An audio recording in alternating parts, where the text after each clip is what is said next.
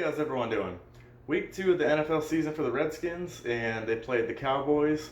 This is the first game in Washington, and man, it didn't seem like it because about 75% of the crowd, it seemed like, were Dallas Cowboy fans, which is extremely disappointing to see. I really think this team just needs a complete overhaul with ownership, management, coaching, stadium. It's pretty embarrassing that your biggest rival has more fans at your stadium than you do. So the game started, and there were a lot of drives by both teams that didn't go anywhere. It looked like it might be a defensive matchup, which was a little surprising. But overall, I thought the first quarter and a half really was won by Washington, which is extremely reminiscent of the game last week against the Eagles. We definitely showed positive signs of good play, and the Cowboys couldn't really do anything. After being a healthy scratch last week, Adrian Peterson looked really good as he was the starter today. Darius Geis is going to be out at least 8 to 10 weeks with a torn meniscus. I love Adrian Peterson, and I honestly think it's a slap in the face what they did to him, especially after how great he was for us last season. But he's been super for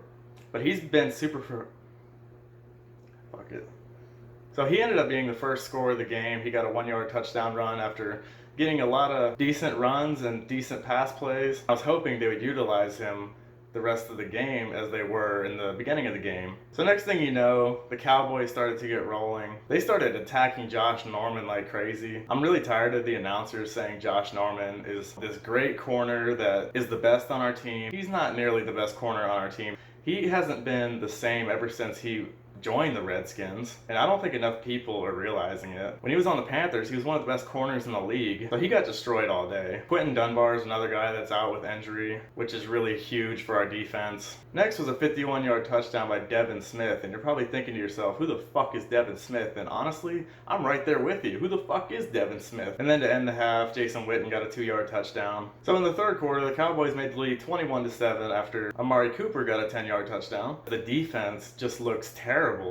I mean, the Cowboys are getting anything they want on them, doing anything they want to them. There's no pressure, and Dak is having a great game. But luckily, our offense hadn't completely shit their pants yet. We did end up answering with a 9-yard touchdown by Paul Richardson. Now, he's a guy I completely forgot about because he doesn't do that much, unfortunately. He was injured pretty much all of last season, and he's been back this season, but he's not our number one wide receiver. And then the fourth quarter, the Cowboys just kept destroying our defense, got a field goal, got another touchdown with Ezekiel Elliott this time on a 2-yard run. The game was pretty much in hand at this point. We ended up basically getting a garbage time touchdown with Terry McLaurin, and it was on his birthday. So the final score was 31-21. To hear the crowd serenading Cooper and hearing them chant for defense while the Redskins offense was on the field, I just can't get over that. And I was really hoping that we could shut those fans up and go out there and just win the fucking game, but we didn't. Dak Prescott, he ended up getting 26 of 30 for 269 yards and 3 touchdowns. He also did throw an interception early in the game, which was the first time he's ever done that against the Redskins. Ezekiel Elliott had 23 rushes for 111 yards and a touchdown.